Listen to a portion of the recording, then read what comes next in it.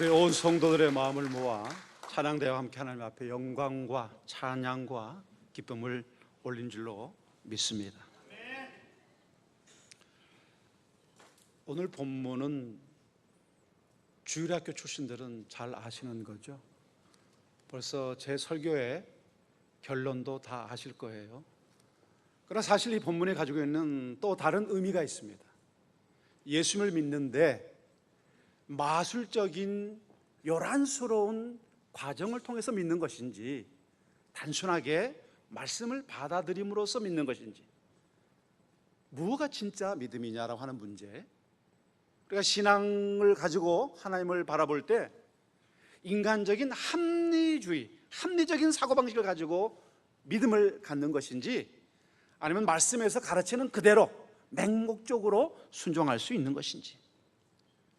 우리 예배할 때 화려하고 다양하고 복잡하고 막 27가지의 예배 형식을 가지고 예배할 건지, 아니면 개혁파 교회답게 단순하고 명쾌하게 하나님을 예배할 것인지, 이런 문제들을 이 본문이 담고 있습니다.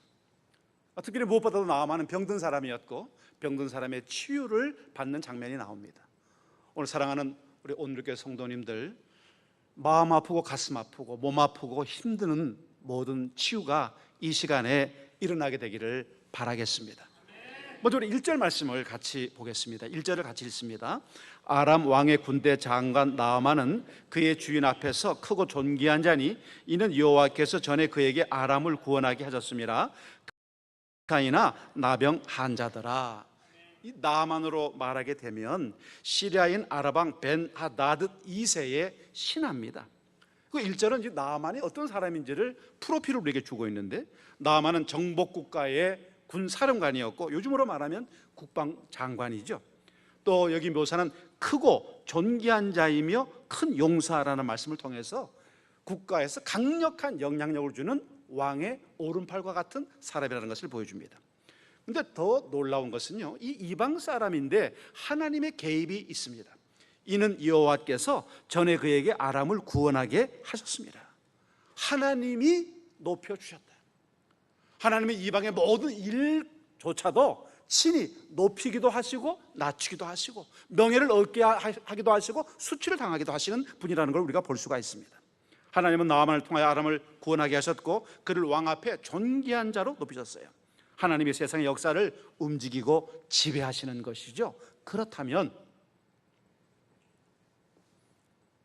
오늘 내가 가지고 있는 명예, 칭송, 지위, 성공, 부, 이것은 내가 열심히 살아서, 내가 누구보다 밤잠 안 자고 노력해서 내 힘으로 자수성가한 것처럼 살은 결과일까요? 그렇게 생각하고 계십니까? 오늘 본문 말씀을 보면 하나님이 하신 일인 줄로 믿습니다. 하나님의 은혜인 줄로 받으시기를 바라겠습니다. 그러나 이 성공한 나아만도 아픔과 괴로움이 있고 상처가 있었어요. 그는 문둥병자였습니다. 이것이 그의 핸디캡이었죠.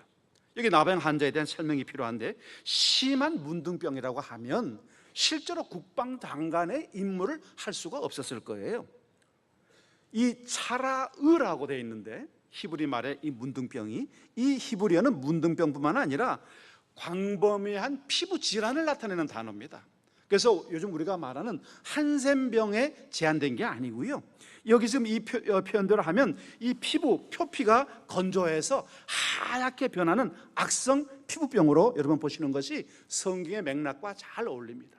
물론 아토피보다도 비교할 수 없는 심각한 피부인 것은 확실하죠. 만약 전염성이 강한 이 한센병이라고 하면 왕의 옆에서 보좌할 수가 없고 군대를 지휘할 수가 없었을 거예요. 어쨌든 이 고통은 말로 다 표현할 수 없는 고통이었을 겁니다. 자, 이 문제를 주님께서 어떻게 해결하시는지 우리 2절, 3절 말씀을 같이 읽습니다. 2절, 3절입니다.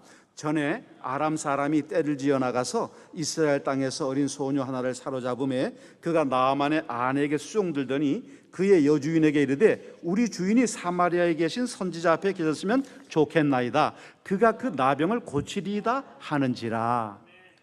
나아만의 여종은 전쟁 포로로 잡혀왔어요. 납치되었죠. 그래서 그 집에서 일하는 하녀가 됐습니다. 그런데 기회가 주어지자마자 여호와 하나님을 담대하게 전하는 거예요. 하나님 앞에 가면, 하나님의 사람 앞에 가면 이 고통의 문제를 해결할 수 있습니다. 여러분, 이 소녀는 팔려온 자기, 고향으로부터, 사랑하는 부모로부터 떠나온 자기의 슬픈 처지에 대해서 한탄하고 탄식하고 불평하지 않았습니다. 하나님 주신 그 은혜를, 그 어렵고 힘든 고독과 외로움의 순간 속에, 소망 없는 그 여종의 삶 속에 여전히 여호와로 말미암은 신앙으로 가득 차 있었어요. 이 소녀는 자신의 신앙을 여주인에게 알렸습니다. 자신에게 주어진 기회를 이용해서 하나님을 증거하는 것이죠. 오늘 우리는 이 소녀만도 못하죠. 직장이나 학교에서 안 믿는 사람처럼, 교회에서는 종교적인 언사와 점잖고 경건한 걸 드러내지만 바깥 세상에서는 얼마나 화려한 인생사를 보여준지 몰라요. 제가 잘 아는 안수 집사님도 별명이 밤의 황제라고 그러더라고요. 그래서 뭔 소리냐 그랬더니 카바라에서 노래하는데 찬양에서 갈고 닦은 실력으로 노래하면 다 넘어간대요. 너무 훌륭하죠. 기도조차 창피해서 못해요. 물론 저도 그랬죠. 체격은 크고 말이지, 이런데 뭐 예수 믿는다고 도시락 열어놓고는 기도하는 거 창피하니까 그냥 탁 열어놓고는 뭐 쌀에 보리밥이 얼마나 들었나 보는 심정으로 탁 보면서 눈 잠깐 감고 하나님 땡큐, 그리고 딱 밥 먹고. 이게 오늘 부끄러운 우리의 모습일 거라고 생각해요. 사단의 제1도구는 활발한 죄인이 아니고요, 미지근한 그리스도인들입니다. 죄인이 아니에요. 정체를 분명히 드러내지 못하는 그리스도인들이 사단의 종도로 타고 있다는 것이죠. 여러분, 3절 말씀에 사마리아에 계신 선지자 앞에 계셨으면 좋겠나이다 라는 말씀은요, 하나님께서 이 작은 계집 아이를 들어서 나아만에게 하나님의 복음을 전하는 데 사용하셨어요. 그래서 이방인까지 복음을 듣도록 기회를 주신 것이죠. 이 소녀가 선교사입니다. 문화가 다르고 언어가 다르고 종교가 다른 지역에서 자신의 신앙을 그들에게 전파하고 있는 것이죠. 이방인에게 복음을 전하고 있어요. 그런 신앙으로 이방 여주인에게 신뢰를 받고 있었습니다. 여주인과 교제하면서 가까이 지내고 있었어요. 이 계집종의 이야기는 여주인이 믿음을 가지고 그걸 신뢰했어요. 그래서 남편에게 직접 이야기합니다. 남편도 그 말을 믿고요, 자기 왕에게 그 소녀의 이야기를 그대로 전할 정도로 이 여종은 신뢰받고 있는 사람이었습니다. 믿음만 있는 사람이 아니고 믿음을 삶으로 증거하는 사람이었고, 그 삶에 있는 그 믿음을 사람들에게 선포할 줄 아는 어린 소녀였습니다. 이것이 선교고, 이것이 복음의 영향력이고, 이것이 바로 우리가 말하는 생활 전도이며 하나님의 뜻을 이루는 삶의 방식입니다. 오늘 우리 온누리 성도가 다 선교사가 되셔서 자신의 있는 처지와 환경 속에서 복음을 전하는 위대한 선교의 정신 가진 분들이 되시기를 바라겠습니다. 여러분, 이제 이 작은 아이의 메시지가 어떤 영향을 주는지 4절, 5절, 6절 말씀을 같이 읽겠습니다. 4절, 5절, 6절입니다. 나아만이 들어가서 그의 주인에게 아뢰어 이르되, 아람왕이 이르되 갈지어다. 이제 내가 이스라엘 왕에게 글을 보내리라 하더라. 나아만이 곧 떠날새 은 10달란트와 금 6,000개와 의복 10벌을 가지고 와서 이스라엘 왕에게 그 글을 전하니 일렀으되, 내가 내 신의 나아만을 당신에게 보내오니 이 글이 당신에게 이르거든 당신은 그의 나병을 고쳐 주소서 하였더라. 아람 왕이 얼마나 나아만을 사랑했는지 이 병 고쳐주는 대가, 그 선물로 물건을 보내는데요, 은 10달란트는 지금 우리로 하면 약 342kg입니다. 금이 6,000세겔인데 68.4kg입니다. 그리고 의복 10벌을 선물로 가지고 왔어요. 여러분, 이거 계산해 보면요, 수십억입니다. 예, 어떤 분은 벌써 계산기를 누르고 계시네요. 한 돈에 15만 원 계산해서 한번 계산해 보세요. 수십억의 돈을 자기 신하의 병 고침을 위해서 날려 보낸 것이죠. 근데 여러분, 이 선물을 받는 이스라엘 왕의 마음은 어떨까요? 우리 7절 말씀을 같이 읽습니다. 7절입니다. 이스라엘 왕이 그 글을 읽고 자기 옷을 찢으며 이르되 내가 사람을 죽이고 살리는 하나님이냐? 그가 어찌하여 사람을 내게로 보내 그의 나병을 고치라 하느냐? 너희는 깊이 생각하고 저 왕이 틈을 타서 나와 더불어 시비하려 함인 줄 알라 하니라. 요람 왕은요, 이 베나다드 2세로부터 온 편지를 읽고서 완전히 낙담한 거예요. 여기 지금 옷을 찢는다고 그랬는데 이거는 끝났다. 이 아람 왕이 우리 이스라엘 먹어버리려고, 우리를 치워버리려고 불가능한 조건을 내걸고 우리를 지금 완전 정복하기 위한 침략의 조건으로 삼고 있다는 것이죠. 여러분, 사실 이 상황은 어색한 상황이 아니에요. 왜냐하면 열왕기상 20장 1절에서 3절까지 말씀 보면 이 요람 왕은 자기 아버지 아합이 이렇게 당했거든요. 그러니까 그냥 옷을 찢고 근심, 걱정, 염려가 꽉 차고 머리가 아픈 거죠. 너무 힘들고 괴로운 거예요. 여러분들은 그런 일이 없으셔요? 어떤 문제가 생기면, 어떤 어려움과 아픈 이야기를 듣게 되면 완전히 낙심하고 끝났다, 절망이야, 희망이 없어. 왜 하나님 나에게 이런 고통을 주시는가 탄식하고 불평하고 원망하고, 우리가 상황을 정확히 파악하기도 전에 염려와 걱정부터 하고 있는 습관이 있어요. 아주 나쁜 습관이죠. 하나님은 이런 아픔을 통해서 더 큰 행복과 이런 슬픔을 통해서 더 큰 축복과 이런 고통 속에서 더 큰 희망을 약속하기 위해서 이걸 주신 것인데, 우리는 그 다음 단계를 모르는 거예요. 그냥 눈에 보이는 것이 내 삶의 전부인 것처럼, 하나님 없는 사람인 것처럼 고통스러워하고 괴로워하고 힘들어하는 것이죠. 이 상황에 대한 압박감이라든가 이 선입관 때문에 상황을 잘 파악하지를 못하는 거예요. 도리어 하나님께 감사하고 찬양해야 될 일임에도 불구하고 우리는 원망과 질타를 하나님께 쏟아내기가 너무 십상이죠. 사도 바울이 고린도후서 1장 8절 9절에서 이렇게 말합니다. 형제들아, 우리가 아시아에서 당한 환난을 너희가 모르기를 원하지 아니하노니 힘에 지나도록 심한 고난을 당하여 살 소망까지 끊어지고 우리는 우리 자신이 사형 선고를 받은 줄 알았으니 힘에 겹도록 심한 고난을, 살 소망이 끊어지고 사형 선고를 받았다. 이게 사도 바울 자신이 겪는 지금 상황이에요. 근데 그 이유를 설명을 하는 겁니다. 이는 우리로 자기를 의지하지 말고 오직 죽은 자를 다시 살리시는 하나님만 의지하게 하려 하십니다. 믿습니까? 그렇습니다. 너가 당하고 있는 아픔과 슬픔은 너 자신을 의지하는 네 자신의 신뢰, 네 자기 신앙이 빠졌기 때문에 그런 거야. 이 고통은 하나님만 의지하게 해요. 다른 거 의지하지 마. 부모님도 의지하지 말고, 통장도 의지하지 말고, 네 연금도 의지하지 말고 하나님만 바라보라는 거예요. 이게 오늘 주님께서 우리에게 가르쳐 주는 거예요. 여러분, 우리가 예수님 믿으면서요, 참 이 어려운 상황이 지나고 나면 얼마나, 이런 말 해도 될지 모르겠어요, 얼마나 쪽팔리는지 몰라요. 다음 단계 하나님이 날 예비하신 게 너무 아름답고 좋고 풍성하고 넘치는데 이걸 모르는 거예요. 그러니까 지금 당장 눈에 보이는 이런 슬픔 때문에, 고통 때문에, 아픔 때문에 원망하고 또 원망하고 또 원망하는 거예요. 왜 하나님이 나한테 이런 아픔을 주시고 이런 슬픔을 주시고 이런 괴로움을 주시고 저 인간 왜 나한테 옆에다 두셔가지고 말을 많이 하는 거예요. 완전 그냥 자기 본 밑바닥을 다 하나님에게 다 드러내는 거야. 그냥 넌 야 싸구려구나, 진짜 싸구려 신앙, 쓰레기 신앙, 재생 불가능 신앙이구나 싹 보여준 거예요. 근데 그 다음날 딱 되는데 너무 놀라우신 하나님의 역사가 그 속으로 스며드는 거예요. 그럴 때 우리가 하는 말 할렐루야가 아니에요. 어휴 쪽팔려. 이게 아니다. 여러분, 이스라엘 왕처럼 눈에 보이는 것이 전부가 아니라 보이지 않는 하나님의 은혜가 있음을 믿는 저와 여러분들이 다 되시기를 바라겠습니다. 어떤 상황 속에서도 늠름하게 믿음으로 끝까지 나아가서 그 믿음의 승리를 쟁취하고 믿음의 그 복과 은혜를 누리는 우리 온누리교회 다 되시기를 주님으로 바라겠습니다.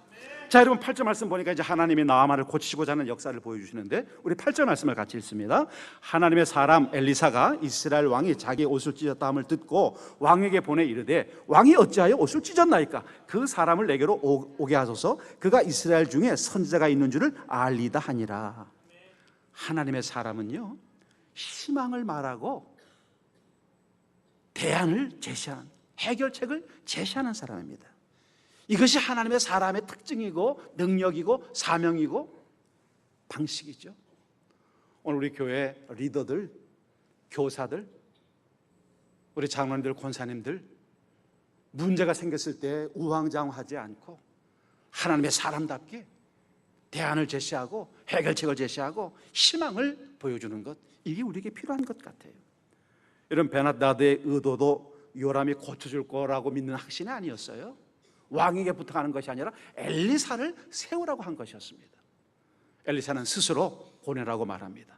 자, 전혀 낯설은 이 해결 방식을 엘리사가 요구합니다. 우리 9절 10절 말씀 같이 봅니다. 9절 10절. 나아만이 이에 말들과 병거들을 거느리고 이르러 엘리사의 집 문에 서니 엘리사가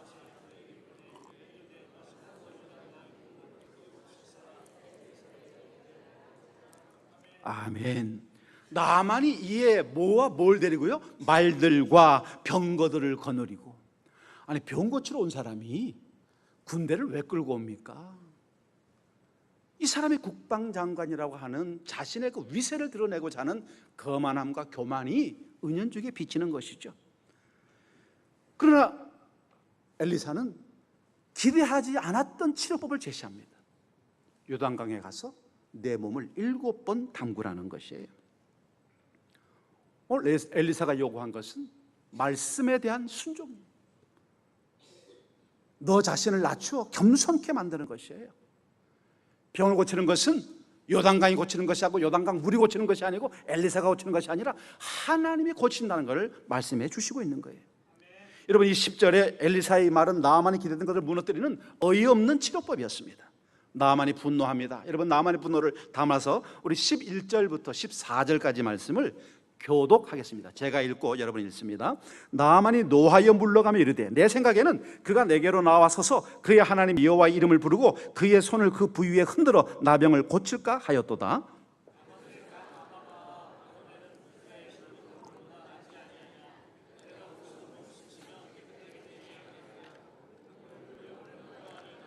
그의 종들이 나와서 말하여 이르되 내 아버지여 선지자가 당신에게 큰 일을 행하라 말하였다면 행하지 아니하였으리까? 하물며 당신에게 이르기를 씻어 깨끗하게 하라 함이리까 하니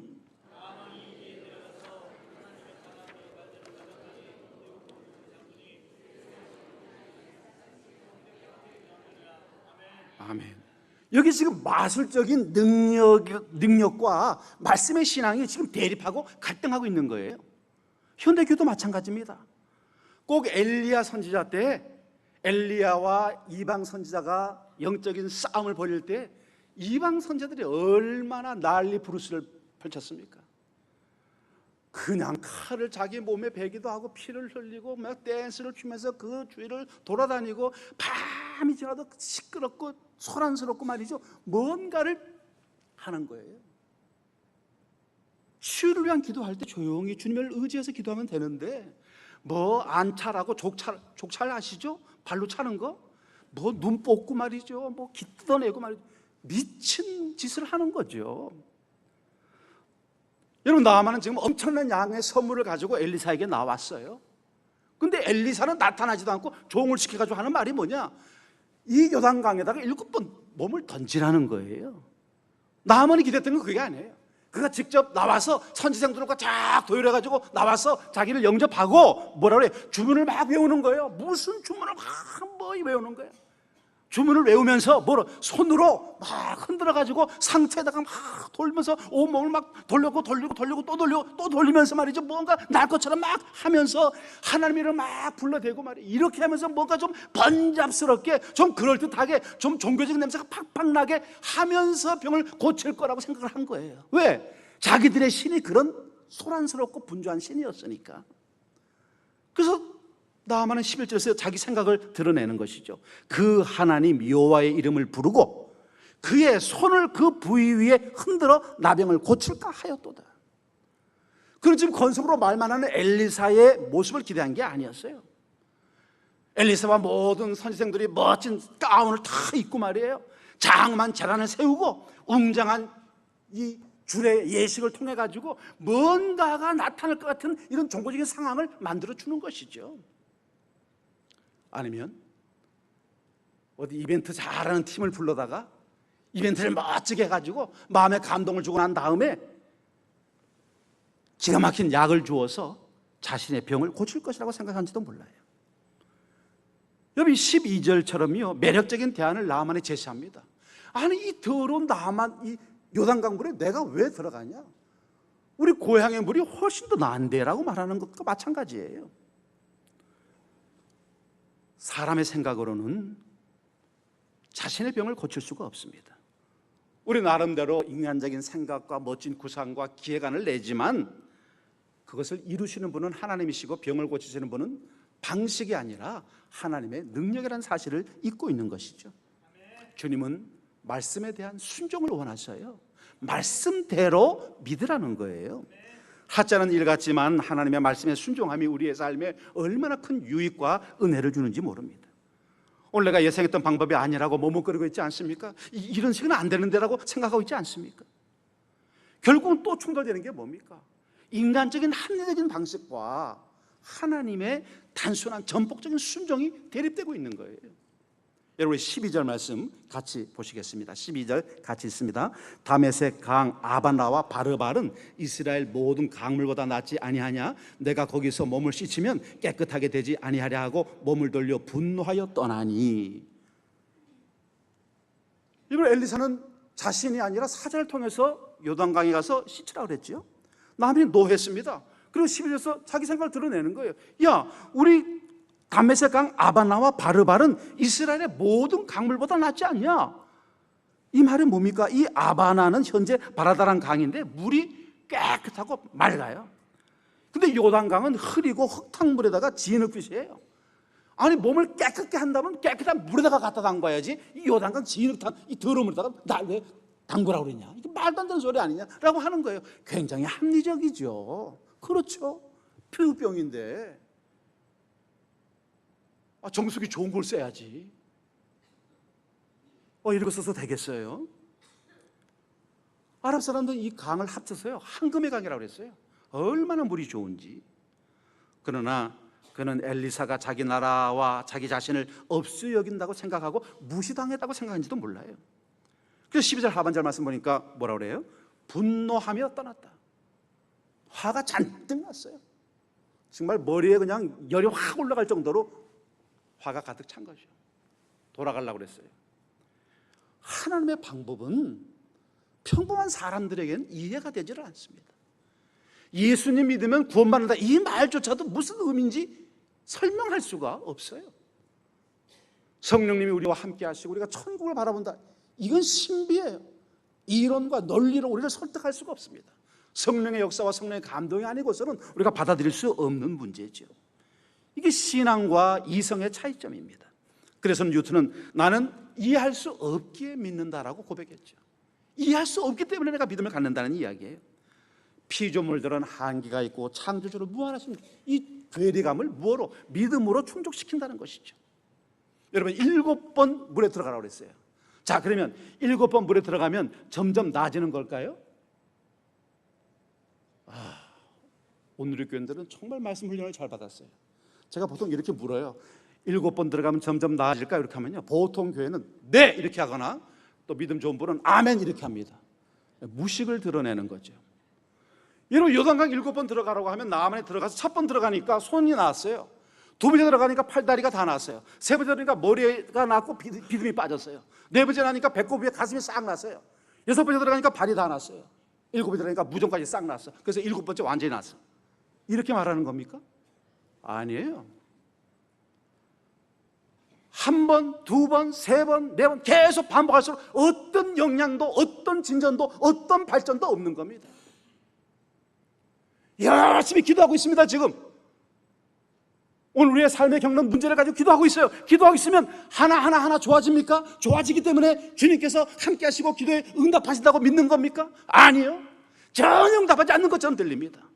하나님이 침묵하는 것처럼 들려요. 왜 내 기도를 들어주시지 않습니까? 라고 원망할 마음만큼 오는 거예요. 끝까지. 어떤 권사님이 자기 남편이 하도 예수를 안 믿으니까요, 작정을 했어요. 하나님 40일 동안 내가 금식기도 해가지고 이 인간 예수 안 믿으면 난 그냥 끝내겠습니다. 그리고는 기도하는 거예요. 기도하는데 40일 동안 기도하면 열흘 되고 20일 되면 좀 나아질 줄 알았어요. 그냥 난공불락이에요. 술 잔뜩 먹고 들어오고 그냥 행패 부리고 애들 못된 말하고 마누라 괴롭혀 가는 건 뭐 야전한 거예요. 자, 39일이 오고 40일 날 왔는데 주님 40일째는 뭐가 편하겠지 하고 쫙 골방에서 기도를 하는데요. 40일 기도 다 끝난 다음에 나왔는데 남편은요 여전히 죄 가운데 있어요. 마음이 너무 갑갑한 거예요. 도저히 안 되겠다. 아무래도 결판을 내야 되겠다. 그 이제 점심밥이나 해주고 결판을 내야지 하고 이제 점심밥을 했는데 남편이 안 보여요. 그래서 애 보고 야 아빠 어디 있니? 아빠 저기 2층 그 골방에 가서 계시는 것 같아요. 그 자는가 봐. 야 그 아빠 불러라 그래. 알았어요. 엄마는 그냥 40일 금식 기도를 했는데 응답도 안 되고 화가 나서 잔뜩 그러는데 또 눈에도 안 보이니까 막판 내 밥이나 한번 먹이고 헤어지려고 하는데 인간이 나타나지도 않아. 빨리 오라 그래. 애 보냈는데 애가 갑자기 오더니 어마어마하게 큰일 났다는 거예요. 왜 그러지? 아빠가 거기서 막 혼자 울고 있어 그러는 거예요. 인간이 기도응답도 안 되지 미쳤나? 또 술 처먹고 또 무슨 뭐 고향 생각 첫사랑 생각하는가 보지. 그러고 갔어요. 문을 여니까 남편이 엎드려가지고요 엉엉 울면서 제가 죄인이라고 예수님 자기를 받아달라고 기도하는 거예요. 꿈 같은 일이 일어났어요. 여러분 그렇습니다. 과정이 아니라 하나님이 개입하고 있다는 것을 강조하시는 거예요. 마술적으로 복잡하게 되는 게 아니라는 거예요. 말씀에 순종하면 된다는 것이죠. 그 종들이 이렇게 말해요. 종들이 더 신앙이 좋은 것 같아요. 13절 말씀 더 큰 일을 행하라 하였다면 행치 아니하였으리까.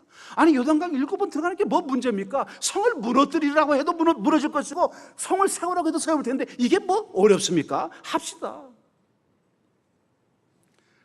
하나님을 기쁘시게 하는 것은 수천 가지가 있습니다. 그러나 믿음 없이 할 수 있는 일은 하나도 없어요. 여러분 14절에 요단강에 7번 몸을 잠그니라는 말씀은 순종의 확신을 우리에게 보여주는 겁니다. 우리가 합리적인 사고방식을 포기하고 전적으로 말씀에 순종한다는 것이 얼마나 어려운 일인가를 보여줘요. 그러나 어려운 것만큼 가치가 있다는 것을 우리에게 또 말씀해 주시는 겁니다. 예수님에 대한 신앙은 결코 합리적인 해석으로 용납되어지는 것이 아니라 십자가를 바라보는 믿음으로 우리에게 수용되고 적용되어진다는 것이죠. 믿음으로 말씀으로 나가는 여러분 되시기를 바라요. 그래서 14절의 말씀의 결론입니다. 우리 14절 말씀 같이 한번 보시고요.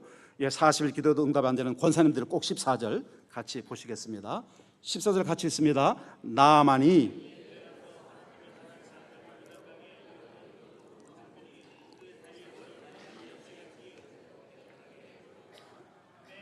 하나님의 사람의 말씀대로 이걸 기억하셔야 돼요. 따라합시다. 하나님의 사람의 말씀대로 그렇습니다. 말씀대로 하나님의 말씀대로 하나님의 사람의 말씀대로 믿었더니 삶의 역사와 변화가 일어나는 것이죠. 하나님께서는 이방인 나아만에게 기적을 행함으로 해서 이방인의 구원에 대한 하나님의 관심을 우리에게 명확하게 보여주시고 계십니다. 나아만의 이 치유 사건은 구약이 유대인들만을 위한 책이 아니라 신약으로 열려있는 책이고 전 세계를 위한 책이라는 것을 우리에게 말씀해 주시고 있는 것이에요. 유대인은 자신을 위한 구원이 아니라 이방을 위한 구원의 도구로서 지금 활용되고 있다는 것을 우리에게 또 보여주시고 있습니다. 교회는 자신의 부흥이 세계 복음화와 많은 죄자라는 사실을 확인하는 사건이라는 것을 보여주시고 있어요. 교회가 존재 가치가 뭐냐? 선교라고 하는 것을 보여주고 오늘 우리 명확하게 보여주는 교회가 오늘의 교회입니다. 주보 보세요. 얼마나 감동적입니까? 30년 동안 하나도 안 변했어요. 이 대형 교회가요. 이게 뭡니까 이게? 칼라도 아니에요. 글씨도 잘 안 보여요 저는. 근데 여러분 이렇게 이게 허접한 것 같죠? 여러분 이게 다이아몬드입니다. 영적인 보고예요. 여러분 제일 뒷면을 보세요. 선교사 53명의 이름이 여기 있고요. 여러분 앞에 서 있는 저는 27번째 제 이름이 나와 있습니다. 53명의 선교사를 위해서 매일 새벽마다 기도하고 그 예배당 건축에 힘든 상황 속에도 한 번도 멈추지 않고 끝까지 선교하는 이 교회는 살아있는 교회입니다. 이론적인 선교, 선교학 개론적인 선교가 아니에요. 실천적인 선교. 교회 최선, 교회 본질, 교회 핵심 가치를 선교로 만들고 있는 교회입니다. 종이가 이렇게 허접해도요, 이 속에는 생명이 흐르고 있고요, 비전이 가득해 있고요, 천국의 상급이 이 페이퍼 속에 있습니다. 여러분 돌아가실 때 다른 거 다 붙잡지 말고, 돈 갖고 돌아가시지 말고 이 주보를 꼭 갖고 가세요. 그러면 천당 가면요 53개국 사람들이 와서 인사하실 거예요. 인도네시아 사람도 오고 뭐 미국 사람도 오고 아프리카 사람도, 별 사람, 여기 보니까 뭐 전 세계 사람이 다 있다고요. 이게 교회입니다. 나만의 사건은 병 고치는 사건을 말하려고 하는 것이 아니에요. 아직도 75억 인구 가운데 30% 이상의 예수를 한 번도 들어보지 못했습니다. 전 세계 15,000개의 캠퍼스 대학생들이 있지만 아직도 10,000개의 캠퍼스에 복음을 못 전하고 있습니다. 대한민국에만 240만 명의 다민족들이 들어와 있습니다. 아직도 복음을 필요하는 영혼들이 얼마나 많은지 몰라요. 이걸 우리 온누리교회가 가장 선두에 서서 가장 실제적이고 가장 열정적으로 감당하고 있지 않습니까? 이게 우리의 자랑이고, 이게 우리의 포부고, 이게 우리의 비전입니다. 우리 예배당의 건물의 크기를 자랑할 것도 없고요, 뭐 자랑할 것도 없지만 뭐 강대상도 자랑할 거 없고 싸게 보이는데, 진짜 자랑할 게 뭡니까?